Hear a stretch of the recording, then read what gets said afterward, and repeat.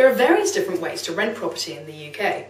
You can choose to rent an entire property, whether that's an apartment or a house or a studio flat, or you can choose to rent a room, and that could be with a live-in landlord, where you're renting a room in the house that they also live in, or you could choose a room with other people in a shared house, which is usually classed as a house in multiple occupation, or HMO. Now, there are pluses and minuses to both of those.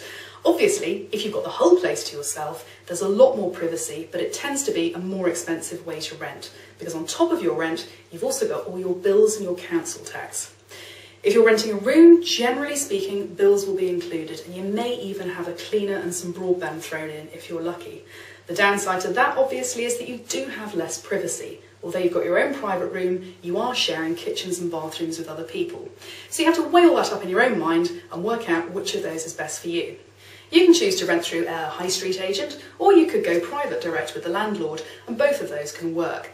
With a high street agent, they will tend to be part of a professional body such as ALA and the Property Ombudsman, so you might have more redress if there's a problem, but also their administration fees could be a little bit higher than going with a private landlord. In either way, there are things that you need to check out. First of all, the contract. It's often worth paying a solicitor to check that contract for you. So you need to make sure you understand all the terms in that contract, you understand what your responsibilities are, what the landlord's responsibilities are, and any notice period that you and they will have to give if you want to terminate the agreement. Also, if there are any amendments or additions to what's in the contract, make sure that those have been written in properly and signed off by both you and the landlord. So often people come a cropper when they're renting because something's been mentioned in conversation, maybe the landlord said they'd do something, or that you could have a rent reduction for a certain period of time, but when it comes to the crunch, it's not been written into the contract, and therefore you don't have a leg to stand on. So make sure any amendments are written in and are signed off. Whether you're renting privately or through an agent, and whether you're renting a whole property or just a room, there are pieces of documentation that you absolutely have to have sight of. First of all, you need confirmation as to where your deposit is going to be held. Legally, your deposit has to be held in a government-approved tenancy deposit scheme.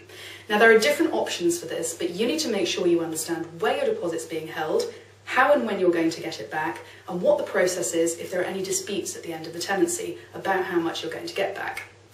Secondly, you've got gas and electrical safety certificates. You have to make sure that you've seen those for the property and that they have been carried out by registered contractors. If you're renting a room, this next one is probably not going to be relevant, but generally speaking, if you're renting a studio flat, an apartment or a house, you have to make sure that that property has an energy performance certificate.